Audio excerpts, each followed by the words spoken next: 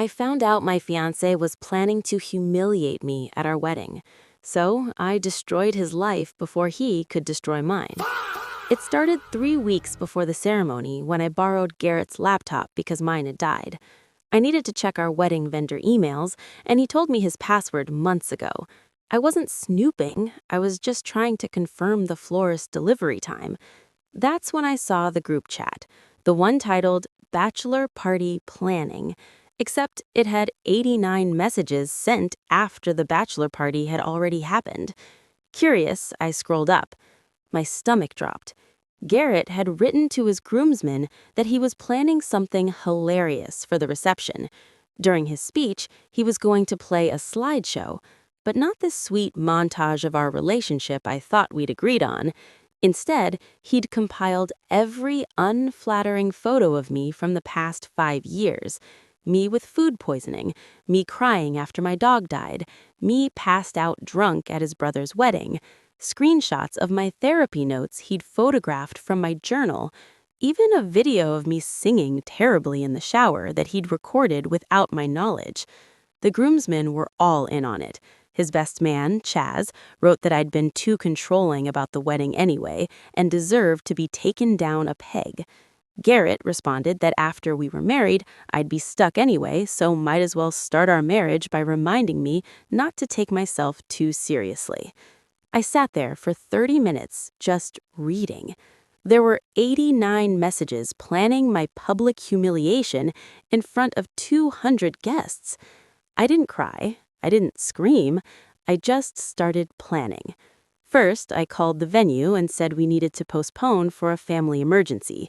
They refunded most of our deposit. I moved the money to my personal account. Then I contacted every vendor, canceled the flowers, the photographer, the DJ, the caterer. I'd rather lose the deposits than give Garrett the wedding he thought he was getting. Next, I called my dad, told him everything. He's a lawyer, and he was furious. We drew up a document separating all our shared assets. The apartment was in my name only, thank God. I spent the next week quietly moving Garrett's things to a storage unit while he was at work. I changed the locks, updated all my passwords. The hardest part was telling my mom. She'd been so excited about the wedding. But when I showed her the screenshots, she just hugged me and said she was proud I was standing up for myself. I decided to tell Garrett exactly 1 day before the wedding was supposed to happen. We met at a coffee shop, public place, lots of witnesses. I slid my laptop across the table with the group chat open. His face went white, then red, then white again. "You went through my private messages," he said. "I was checking vendor emails," I replied calmly. "You gave me your password." He started making excuses. It was just a joke. The guys were egging him on. He wasn't really going to go through with it. But I'd read enough to know that was a lie. I told him the wedding was canceled. Everything was canceled. His stuff was in a storage unit on Maple Street. We were done. He started crying then, begging me to reconsider, saying he loved me and made a mistake. I stood up to leave. That's when he grabbed my wrist hard enough to bruise and said that I'd regret this, that he'd make sure everyone knew what a psycho I was for overreacting to a harmless joke. The barista was already reaching for her phone. I pulled my wrist away and left. 2 days later, Garrett's mother called me. She was sobbing. Apparently, Garrett had told his family that I'd called off the wedding because I'd cheated on him. I sent her the screenshots of the group chat, all 89 messages. She stopped crying. Then she called back an hour later to apologize and say that Garrett was no longer welcome at family dinners until he grew up. I thought that was the end of it. I was wrong. Yesterday, I got a call from Garrett's workplace. They needed to verify information about a harassment complaint. Apparently, someone had filed, claiming Garrett had been sharing intimate photos of his ex without consent. I never filed that complaint, but someone did, and that someone had access to photos I didn't even know existed. The HR representative on the phone sounded professional but uncomfortable. She asked if I could come in to discuss the matter in person. Her name was Patricia, and she scheduled me for 9 a.m. the next morning at their downtown office. I couldn't sleep that night. I kept running through possibilities in my mind. Who would have filed a complaint on my behalf? Who had access to photos I didn't know about? The only person who came to mind was Chaz, Garrett's best man. He'd been there for most of our relationship. He had access to Garrett's phone and computer regularly when they worked on projects together. But why would Chaz suddenly turn on Garrett? They'd been friends since their sophomore year of college. He was the one who'd encouraged the slideshow humiliation in the first place. Unless he'd seen something that changed his mind, unless he discovered something that made him realize Garrett had crossed a line even Chaz couldn't defend. I arrived at Garrett's office building at 9 a.m. sharp. The lobby was all glass and steel, the kind of place that screamed corporate success. Patricia met me at reception. She was in her mid-50s, wearing a gray suit, her expression carefully neutral. She led me to a private conference room on the third floor. What she showed me made my blood run cold. Someone had forwarded the company a zip file containing over 200 photos.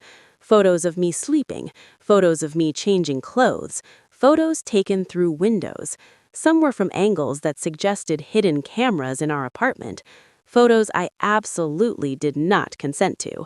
Photos I had no idea existed. But worse than that, there were photos of other women, too. At least 5 different women, all in similarly compromising positions, all appearing to be unaware they were being photographed, all in private moments they never would have agreed to share. Patricia explained that the complaint had been filed anonymously through their ethics hotline 3 days ago. The person who filed it claimed to have discovered the files on a shared drive that Garrett had accidentally given them access to while collaborating on a work project. They downloaded everything, compiled it, and submitted it with a detailed report outlining the dates, times, and circumstances of each photo. My hands were shaking as I looked through the documentation. Patricia assured me that Garrett had been placed on immediate administrative leave pending investigation. The company took these matters seriously. They had a zero-tolerance policy for harassment and illegal activity. She asked if I wanted to file a police report. I said yes without hesitation. The police station was a 20-minute drive from Garrett's office. Cold fluorescent lights, beige walls, the smell of burnt coffee and industrial cleaning supplies. I gave my statement to Detective Ramos, a tired-looking man in his 40s who'd apparently seen everything twice. He had gray hair at his temples and kind eyes that looked sad around the edges. He listened carefully as I explained everything. The group chat, the canceled wedding, now this. He took notes in careful handwriting, asked clarifying questions, and assured me they'd be opening a full investigation into Garrett's activities. The hidden camera photos were a serious crime. Voyeurism charges, invasion of privacy, depending on what else they found, potentially distribution of intimate images without consent. These weren't pranks or jokes. These were felony. As I was leaving the station, my phone rang. Unknown number. I almost didn't answer, almost sent it to voicemail, but something made me pick up. Hello, is this Vivian? The voice was female, young, nervous. Yes, who is this? My name is Kelsey. I'm one of the other women in those photos. The police contacted me an hour ago. I think we need to talk. We met at a diner across town, the kind with red vinyl booths and a menu that hasn't changed since 1985. Kelsey was 28, petite with dark hair pulled back in a ponytail. She worked in marketing at a tech startup downtown. She dated Garrett 2 years before me, dated him for 6 months before something made her break it off. He was obsessed with documenting everything, she explained, stirring her coffee absently. Always taking photos, recording videos. He said it was because he wanted to remember our time together. I thought it was sweet at first, romantic even. Then it started feeling invasive, like he cared more about capturing moments than actually experiencing them. She'd never known about the hidden photos until the police called that morning, didn't know he'd been photographing her without consent, didn't know those images still existed somewhere. She felt violated all over again by someone she'd left in her past. Neither had the other 3 women the police had managed to contact so far. All of them shocked, all of them horrified, all of them wondering what other images existed that they didn't know about. "Do you have any idea who filed the complaint?" Kelsey asked. Because honestly, whoever did it probably saved all of us from something worse. I shook my head. That's what I can't figure out. The only person who would have had access to those files is someone Garrett trusted completely, someone he worked with closely enough to give them access to his personal files. We made a list together, on a napkin. Chaz was at the top, then Garrett's younger brother, Ford, then his co-worker, Mitchell, who he'd collaborated with on several projects over the past year, then his college roommate, Benton, who still lived in the area and occasionally helped Garrett with tech issues. Someone on this list knew what Garrett was doing and decided to stop him. Over the next week, the investigation expanded rapidly. Detective Ramos discovered that Garrett had been maintaining an external hard drive with thousands of photos and videos spanning nearly 10 years, some dating back to college. "I thought I was marrying someone who loved me," I said, looking directly at Garrett for the first time since the trial began. "But you didn't love me. You can't love someone and violate them the way you violated all of us. You can't love someone and plan to humiliate them in front of everyone they know.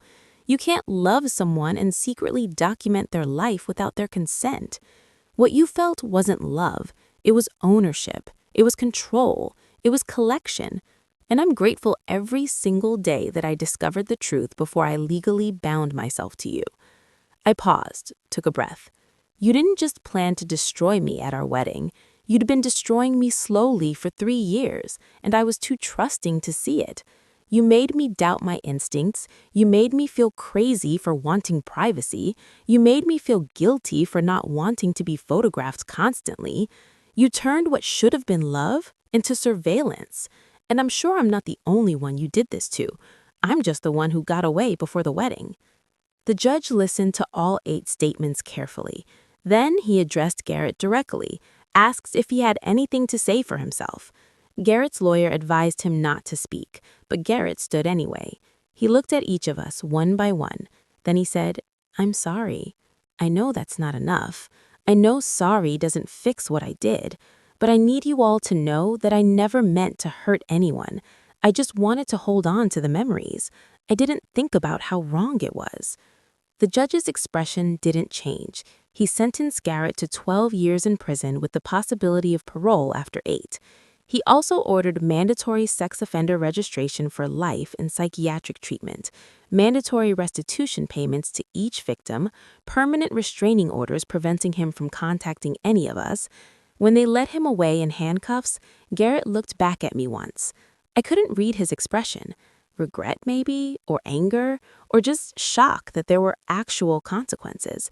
I didn't try to analyze it. I just looked away. Outside the courthouse, reporters were waiting, cameras and microphones and shouted questions. We'd all agreed not to give statements. Our lawyers had advised against it. But as we walked toward our cars, one reporter shouted a question that made me stop. "Do you regret calling off the wedding?" I turned back, thought about everything that had happened, about the life I almost had, about the trap I almost walked into. Then I said, "I regret not calling it off sooner. I regret not trusting my instincts when something felt off. I regret giving him the benefit of the doubt when I should have been protecting myself." That soundbite made the evening news.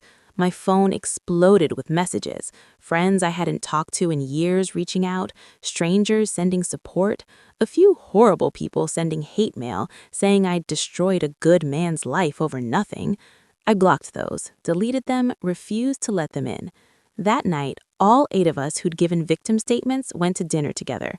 We chose a quiet restaurant away from downtown, somewhere we could have privacy.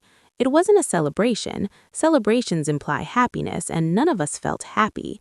It was more like a wake. We were mourning the versions of ourselves who'd existed before Garrett, the women who'd trusted more easily, who'd believed that privacy was sacred, who thought they were safe in their own homes.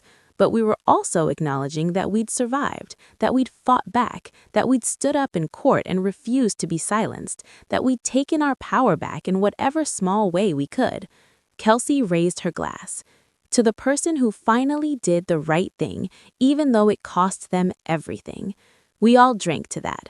To Ford, who'd lost his family but gained his integrity, to anonymous helpers who became our heroes, to justice, imperfect as it was, to starting over.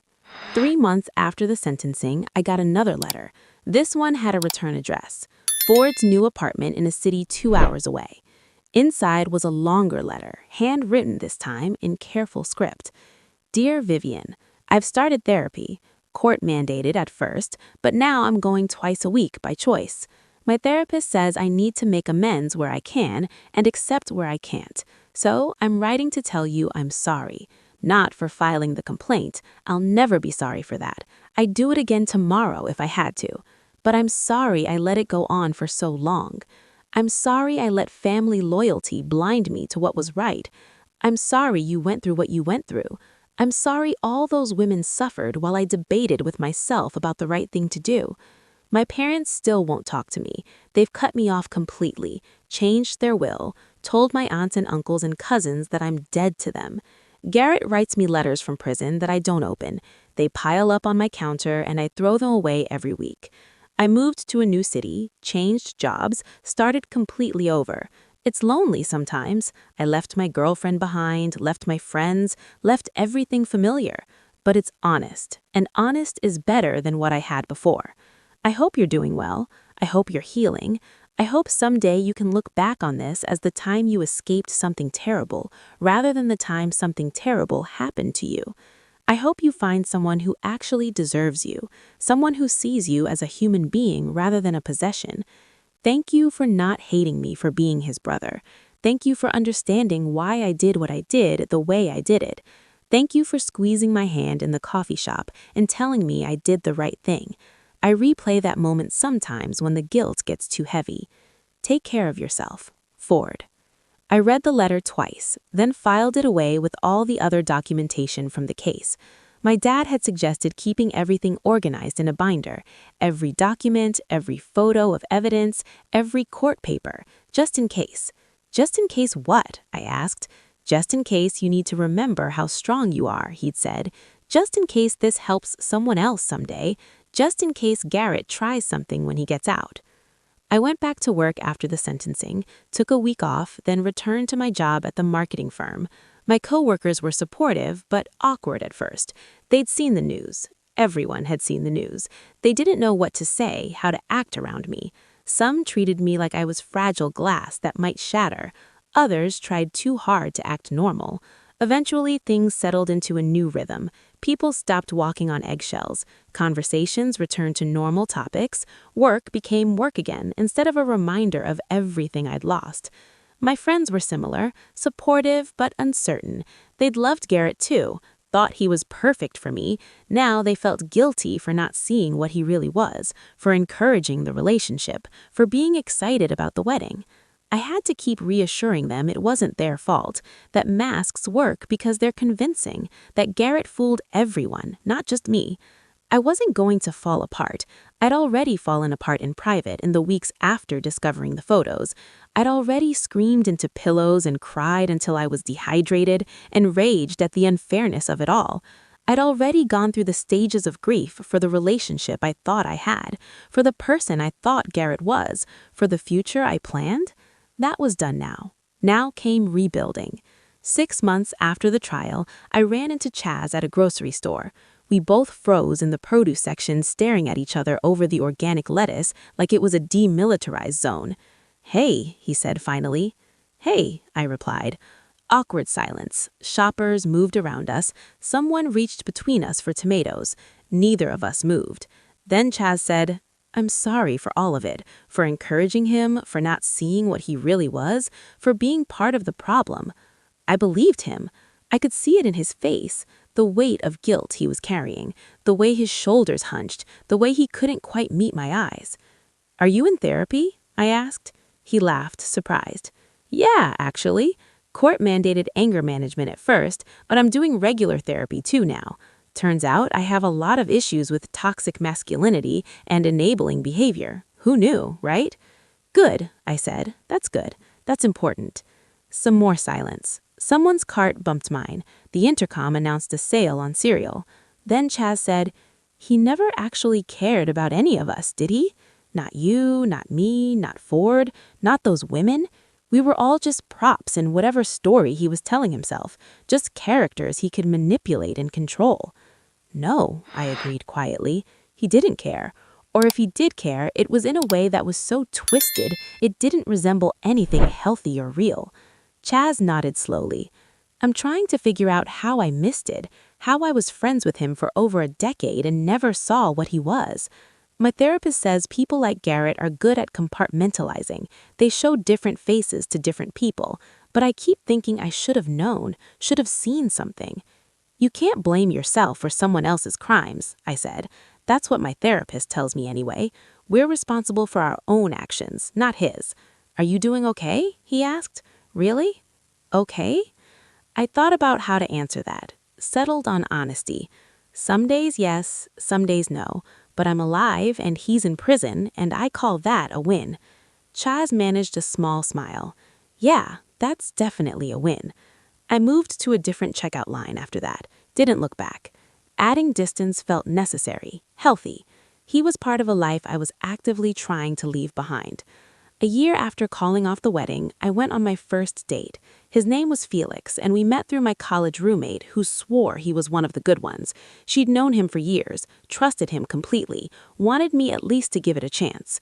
I was skeptical. I thought Garrett was one of the good ones too. I'd thought wrong, but Felix was patient. He understood when I said I needed to take things slow, like glacially slow. He didn't push when I wasn't ready to go back to his place, didn't pressure me when I said I needed time. He asked permission before posting photos of us together online. He respected when I said no to certain activities or places that triggered bad memories. On our fifth date, I told him everything about Garrett, about the photos, about the trial, about the ongoing therapy and occasional panic attacks. I figured it was better to get it out in the open. If he was going to run, better now than after I'd gotten attached. He didn't run. That's horrifying, he said quietly. We were sitting in his car after dinner, the engine off, the parking lot mostly empty. I'm so sorry that happened to you. Not your fault, I said automatically.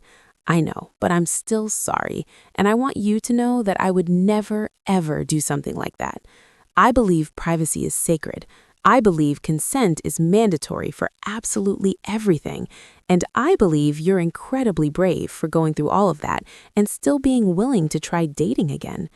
I started crying right there in his passenger seat, not sad crying, relief crying, because someone finally understood.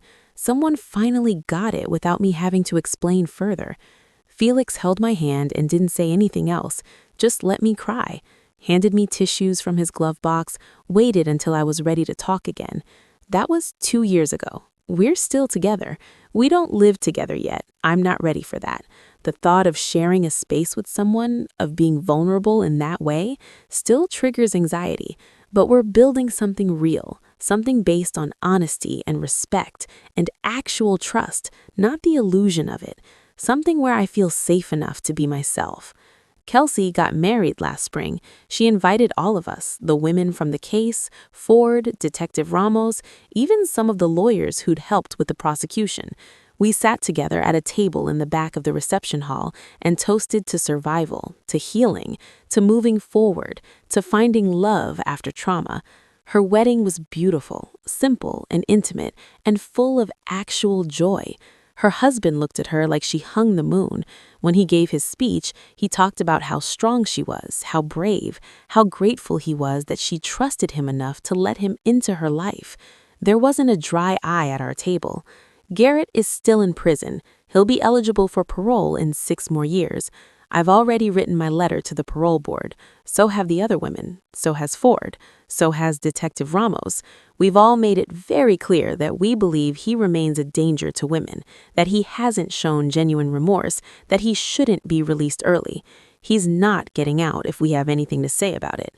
Sometimes I think about what would have happened if I hadn't borrowed Garrett's laptop that day, if my computer hadn't died at that exact moment, if I'd never seen the group chat, if I'd walked down that aisle and married him in front of 200 guests. He would have played that slideshow, would have humiliated me in front of everyone I loved, my family, my friends, my coworkers, everyone. and I would have been legally bound to him, stuck in a marriage with someone who saw me as a joke, as property, as an object to control and collect and display. The hidden cameras would have continued, more photos, more violations, more women, and I never would have known until when? How long would it have taken for someone else to discover what Ford discovered, or would it have continued indefinitely until Garrett got careless or someone got suspicious or the hard drive filled up? I got lucky, or maybe it wasn't luck. Maybe it was Ford's conscience. Maybe it was timing. Maybe it was the universe looking out for me in its strange way. Whatever it was, I'm grateful every single day because I didn't marry Garrett. I didn't spend years wondering why I felt so uncomfortable in my own home. I didn't become another woman in another relationship wondering why her partner insisted on so many photos, so many videos, so much documentation of every moment. I escaped, and now I help other women escape too. I volunteer with a nonprofit that supports victims of digital abuse and voyeurism. I speak at events about recognizing warning signs. I share my story with college students and young professionals, not because I want attention or pity, but because I want other women to trust their instincts, to understand that privacy violations are serious crimes, not jokes or harmless quirks. To know they're not crazy for feeling uncomfortable when partners push boundaries around documentation and surveillance. Kelsey volunteers with me too, so do 3 of the other women from the case.